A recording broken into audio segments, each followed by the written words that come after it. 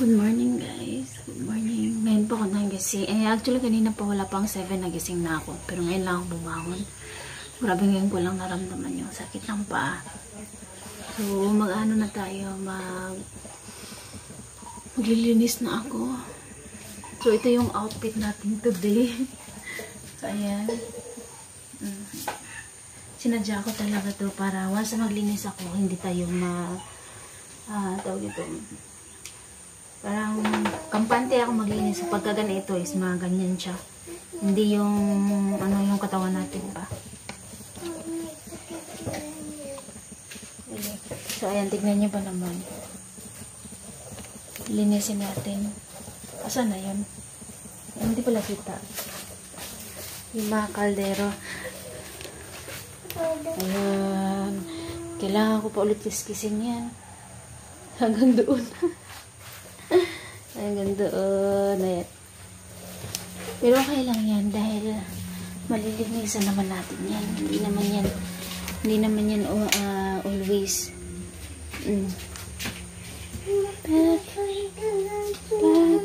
Ay. Diba?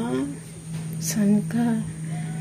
Pero okay lang kasi malilinisan ko naman yan at saka walang kapantay yung saya ng mga dumalo kagabi. Siyempre ako, kasi ako yung nanay, masaya ako. Kahit pagod ako, masaya ako kasi nag-success yung parang, anong tawag dito eh. Maganda yung kinalabasan. Naantok pa ako, wala pa tayong supply.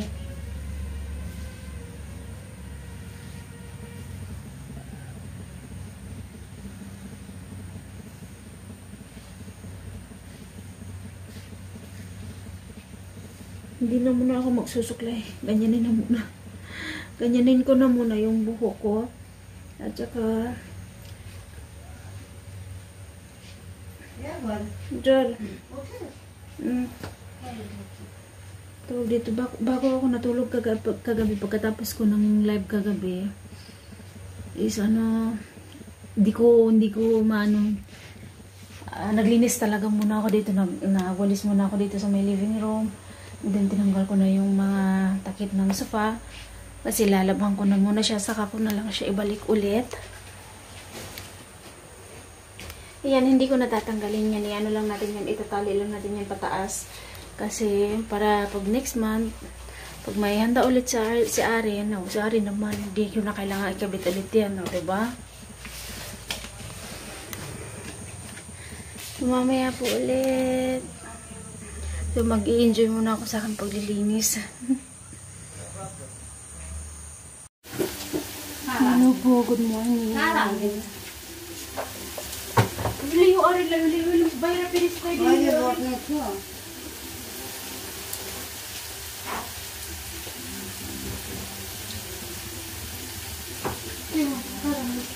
घाट ना को बात ना लग था जा से मुखा बात हो Napakain na po rin. Good morning po. Magluluto tayo. Ito yung luto natin. Ito bigay lang po ng kapitbahay. Ha? Ayan. Ayan. At saka ito. 2 pipino. And then, syempre ito. Bigay din. May okra naman kami pero binigyan pa din kami. So, dahil nabigyan na rin siya at hinimay-himay yan din ito na tawag dito. Binigay ito na ginanyan na nila sila na yung naghimay-himay ba. So, mag-ano na lang tayo, mag-cut na lang tayo ng patatas. Haluan pa rin natin ito ng patatas kasi mas masarap pa rin siya pag may patatas.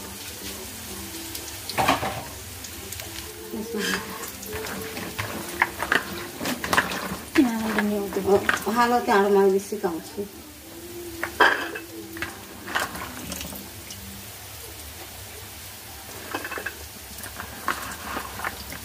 Dasar dulu. Halo aja talaga dito.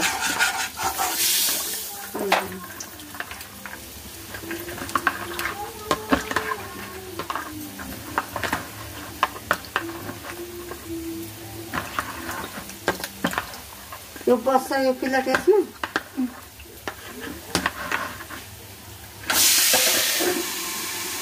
ठीक नाही केस उड्दैन बास त्यसको हिरन्छ यो तेलको बास हिरन्छ मसला तेल मसाला हालेको छैन त नै बेसा यस्तै हो पकाउने अब यस्तै गराए है त्यही त छिटो छिटो धोएर ठिक्क पार्ने अनि त्यहाँबाट गराउने ढाक्दिने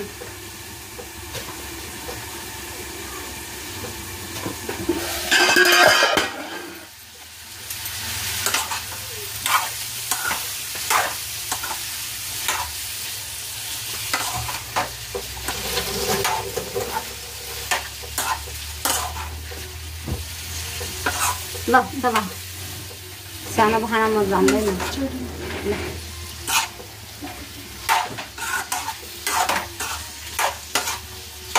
चलाएर नुन ढाकिदिने पाक्छ त्यहाँ नुन हालिदिने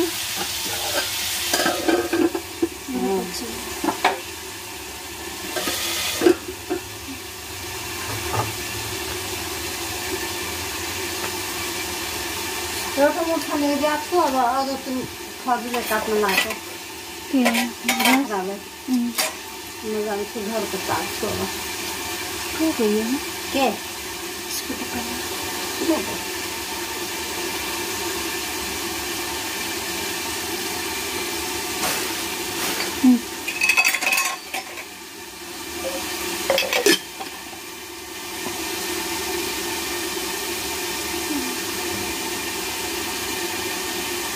Pinugasan ko kasi yung ano ng mantika, ayan, yung linis na. Kasi kagabi nung nagluto ako dito ng munggo at saka yung gulay, nagpisik-pisik ang mantika and kan. Okay, naubusan yung ano tawag dito naubusan ng kanin kaya magluto ulit ng 3 times nakaluto ulit dito sa loob. Makatingin na yung kapatid ng binan ko. Tinuruan niya ako kung paano daw magluto. Ay, Diyos ko, wag mo para sa akin. Tinanong ko siya, bakit kailangan ganyan yan? Para daw, pag ilagay mo daw yung ulam, hindi daw dito, takpan daw kaagad. Parang yung ulam yung gulay ilagay sa plato, and then, saka mo siya ilagay sa kawali, takip diretso. Para daw hindi umalingasaw yung usok ba? Para doon lang daw sa loob nakatambay yung usok. Ay, sabi ko naman, ay ako hindi naman ako ganyan. Ako simple na magluto. Tapos sabi niya sa akin, next time magluto, gaganyanin mo na. Ay, wala akong gano'n. Pag may oras ako, gaganyanin ko. Pero pag wala akong oras, diretso na ako. Uy, sapay ba ito na ko? Sapay ba ito na ko? Kukugas ka na. Luwarap sabi. Tawag dito na ba ito na ko? Batang natin.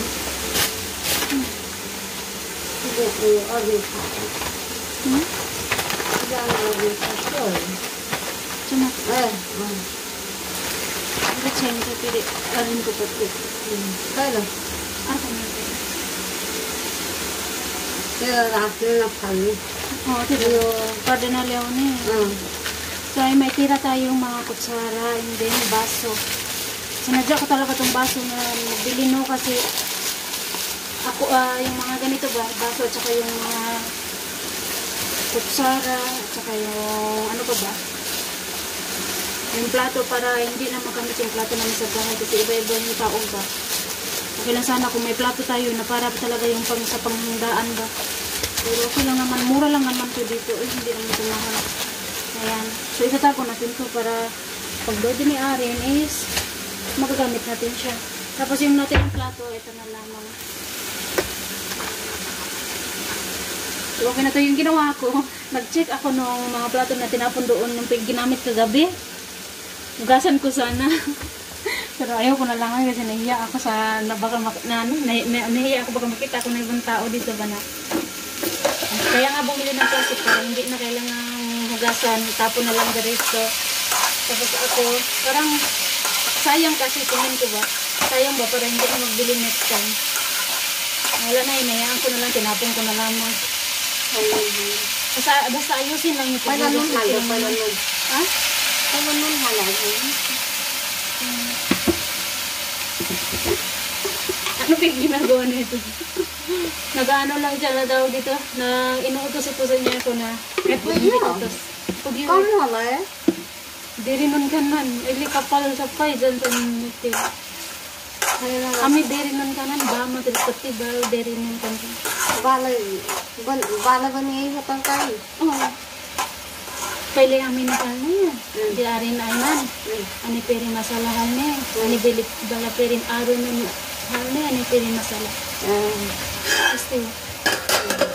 Aro babulay madiman. Mamapon kanan ng babay. Ano sakit sa nabi doon? Sakay sila. Magalit ah. Hansa. Oy, liang mas pwede. Ay. Haskatsu.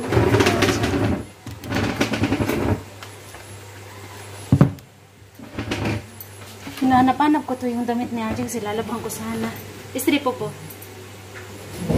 Ay na. O, pa.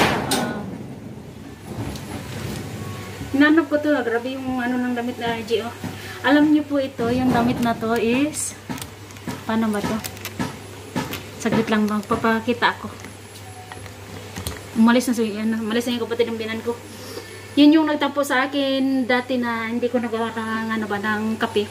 Pero okay naman na kami. Sila kasi dito matampuhin was na konting bagay na hindi mo sila pinagbigyan, nagtatampo na sila. Pero ako sanay na ako. Magtampo kayo. Pasensya na lang kung wala tayong busy ako, wala akong oras sa mga ganyan.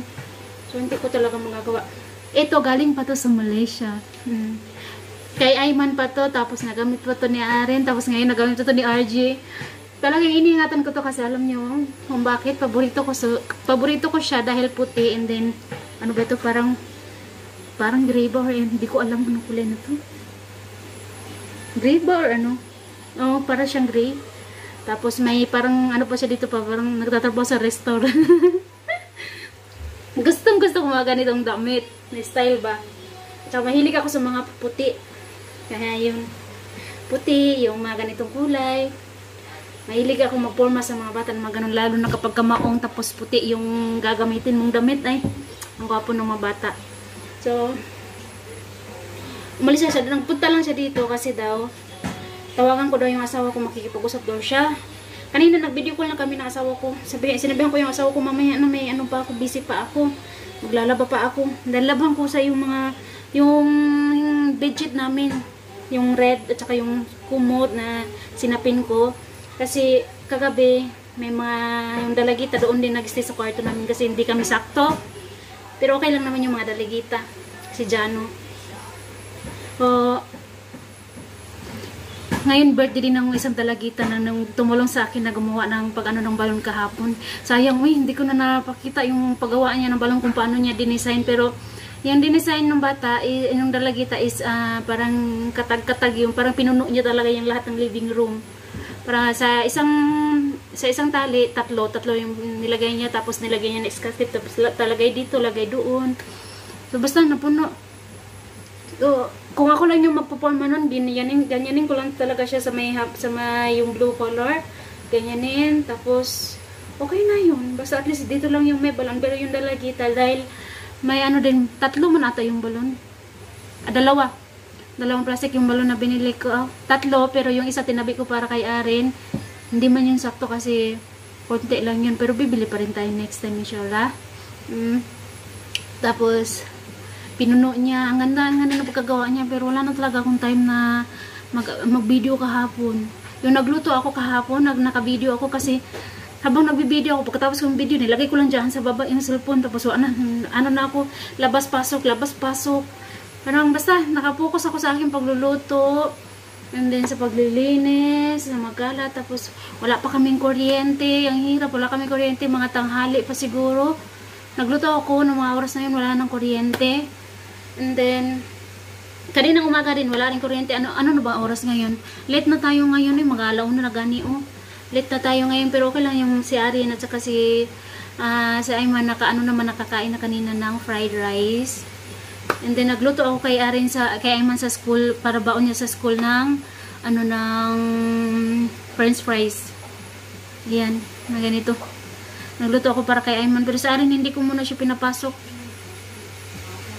Ako sa linggo na lang papasukin ko siya. Tapos last na din kasi ngayon. Tapos bukas wala nang pasok kasi Sabado.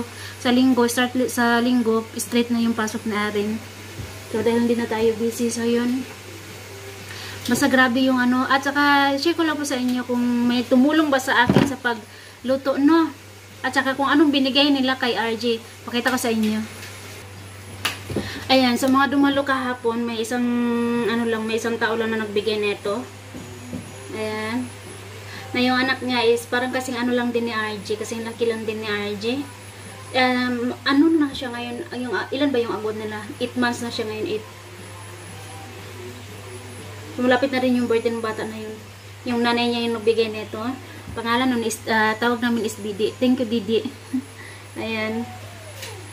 Kasi yan, terno siya. Ganito talaga sila dito. Pag maglalagay sila ng yung positive. Ay, pag maglagay sila ng red sa noo mo, like sa noon ng mga bata, naglagay sila ng red na yung rice nga nilagyan nila ng kulay red ba. Ilalagay nila dito sa noo, and then, chuplak ka rin ay. And then, magbibigay sila ng pera. Nasa sayo na yun kung magkano yung ibigay mo. 10 ba or 100 ba or magkano, basta magkano. Nasa sayo na yun. And then, kung ayaw mo magbigay ng pera, damit yung ibigay mo. Neto. Kung ayaw mo, yun nga, balik tayo. Kung ayaw mo magbigay ng pera, kung nakabili ka naman ng damit, so damit yung ibigay mo. So, okay na yun. So, yun nga. May isang nagbigay ng damit. Tapos, yung iba, nagbibigay sila ng 100, 200, 10, and then 15. Basta nasa mga ganun. May yung mga bata ng mga babae, pag naglalagay sila ng kay RG dito, nagbibigay sila ng 15, 10, yung ganun. At saka yung nakolekta lang naman ni RG sa paglagay nila ng ng red sa noo nila, naka 1,200 plus man ata yun. 1,200 plus or 300 plus. Hindi ko na naalala. Basta nasama, ganun. Yun yung pera ni RJ na sa paglagay ng red sa noo. So, yun. At saka yung 1,200 plus or 300 plus something. At saka ito, yung damit. Ito yung ni RJ. Maganda. Wala pa kulay na ganito si RJ. Mura lang na ito. 190 lang dito yung set nito na ganito. Kaya ako, pag bumibili din ako, mga ganito rin para sa mga bata. Kasi terno na siya, tapos mura lang. Yung iba kasi mahal, tapos hindi pa maganda yung quality, mabilis pang mapunit.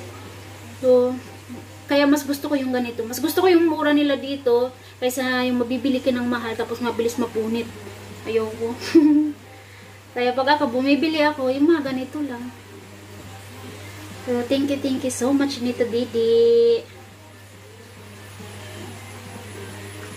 At saka, share ko din sa inyo kung may tumulong ba sa akin, no? Kahapon yung nagluto ako ng kanin sa labas. Pagkatapos ko nagluto nung kanin kalabaw na 7 kilo yun, ha? 7 kilo. Ako yung nagluto. Pero masarap siya, actually. Masarap siya, pero tinikman ko lang kasi siya, pero di ako kumakain ng kanin kalabaw, no? Tapos, syempre, bumili ako ng 1 kilo punok na para sa amin ng mga bata. Ako at saka si RJ. Si Arin, Ayman. At saka, dahil naubos na yung kanin kalabaw, yung mga dalagita hindi pa nakakain, yung kapitbahay namin dito, yung nababatay kay RG ba. So, nag-share na kami nung karning kalabaw, pero ang nangyari, ako yung hindi nakakain, hindi nagsakto. So, okay lang basta nabusog sila. At saka ako rin kasi, hindi ko na, once sa pag napagod na ako, hindi ko na nalasahan yun, hindi ko na naramdaman yung gutom. Ganun ako. So, parang masaya lang ako habang ginagawa ko to. Masaya ako. Actually, masaya talaga ako kahapon, no? Kasi nakita ko yung muka ng mga bata na masaya sila, na tuwing pag pumupunta dito ng ibang bata, pinapakita nila na halika pasok ka, parang welcome, pinaramdam nila yung pinapa-welcome nila yung mga bata ba.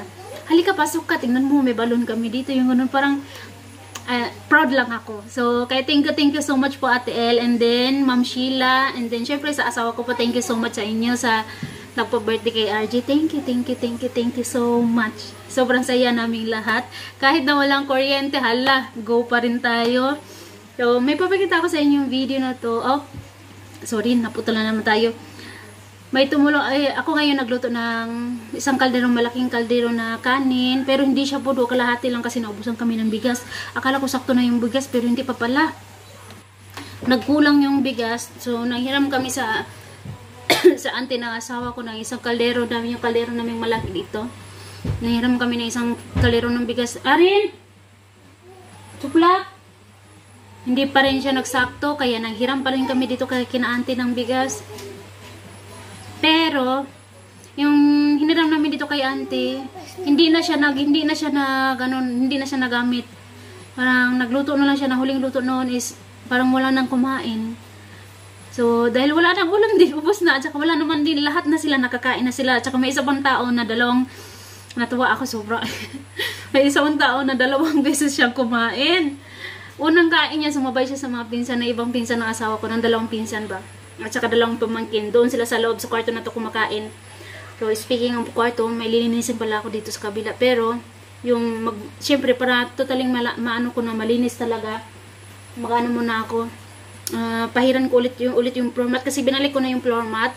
Saka same lang din ito sa living room. Basta pahiran natin kahit ano yung powder na sabon ba, para ma-sure natin na malinis kasi sila pag kumain kasi sila dito, medyo ano din sila ba, parang medyo usik ba kung sa Bisaya ba.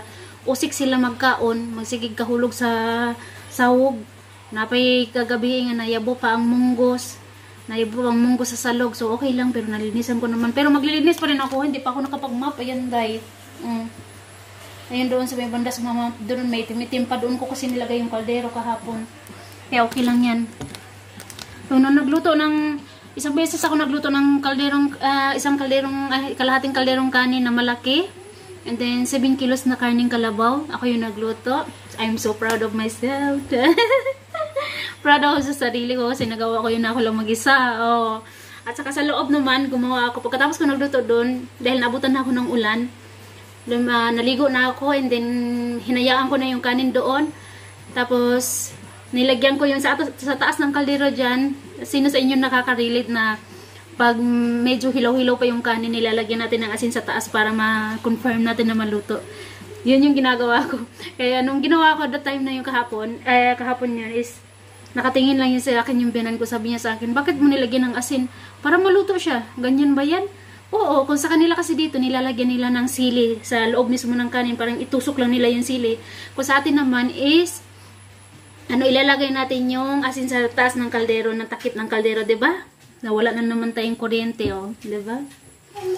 So, kaya ayun, ginawa ko, hinayaan ko na lang, pero ginanon ko na lang yung apoy niya para maluto talaga siya. Pero naligo, so yun, pagkatapos nung naligo na ako, hinayaan ko na yung kanin sa labas. So, okay naman, naluto naman na siya. Pagkatapos ko naligo, chinek ko ulit kung luto na ba, luto na siya. So, dinala ko na siya dito sa loob, nilagay ko na siya dito sa loob. And then, pagkatapos nung nagluto na ako ng patatas mix, patula, upo. Hindi patula, upo. Mix upo, 2 pirasong upo, and then, patatas. Kasi nga may auntie, yung asawa ko na isang auntie na hindi kumakain ng karnino. So, dapat talaga natin magluto para hindi naman unfair na karni lang yung niluluto ko. Darating siya dito tapos hindi kakain. So, nagluto pa rin talaga ako. So, medyo marami din yun. Isang kawali na maliit. Yung ginagamit kong kawali kaya ngayon na nagluto ako. Yun. Pagkatapos, nagluto rin ako ng munggo. Isang cooker na malaki. So, yun. So, 3 yung bagan niluto ko. 4 na, kasali na yung kanin. So, niluto ko is karning kalabaw. And then, munggo. And then, sa munggo, hindi ako nahirapan kasi mabilis lang siyang maluto. Mabilis lang siyang lumambot. And then, nagluto ako ng patula, yung upo nga, at saka yung mix patatas. So, yun lang, 3. Kanin. So, diba? Tapos, pagka ubos ng kanin, nagluto ulit ng 3 beses ng kanin ulit. Nagluto si auntie. Si auntie na yung nagluto kasi nag-asikaso na ako yung nagbibigay ng pagkain. Sila yung sina auntie yung naglalagay sa plato ng pagkain kasi para ma-sure nila na maging sakto lahat yung pagkain ba. Sila yung naglagay. Pero actually, lahat nakakain naman na. Ako lang yung, lang sa akin, hindi lang ako nakakain. Pero it's okay. Kasi, masaya na ako na nakita sila na nag-enjoy sila. At saka na-enjoy nila yung pagkain, na-enjoy nila yung cake, na-enjoy. Basta na-enjoy nila lahat. Actually, 100% enjoy. Yung ganun pa. So, masaya ako eh. Yun, and then, ako yung tagabigay, sino pa yung gustong kakain. Pagkatapos nilang paglagay sa plato, kung baga ito, nilalagyan na nila sa plato, ako yung tagakuha kay auntie, and then ako yung magbigay sino pa yung kakain, yung ganun. Tapos ano pa yung kailangan niya, kailangan pa ba siya ng tubig, lagyan natin ng tubig sa baso, yung ganun. Tapos doon tawag naman dito sa akin, yung ganun, kasi si RJ ayaw rin ayaw magpalagay ng red sa noo, ayaw niya magpalagay. At saka ang hirap kunan ng picture. So, kailangan talaga na ako takbo dito, takbo doon, yung ganun. So, kagigising lang ni RJ, oh. So, yun. Bumalik na yung kuryente natin para ulan. Sana hindi siya lumakas para hindi na naman ako ulit ng floor mat. So, dito na lang guys. Hanggang dito na lang guys. Maraming salamat po sa inyong lahat. Dahil malakas na yung ulan. Hindi na ako nagtutuloy sa paglalaba. Hanggang dito na lang. Maraming salamat po sa inyong lahat guys. Bye. Thank you so much. Bye-bye.